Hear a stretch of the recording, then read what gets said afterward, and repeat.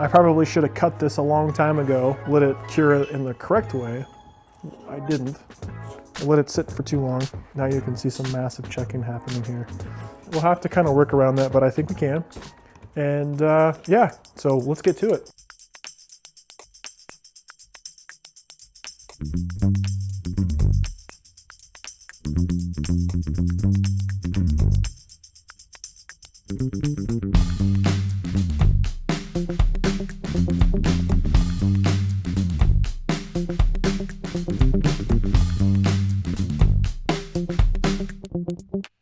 Of that log, there's that much that's easily usable.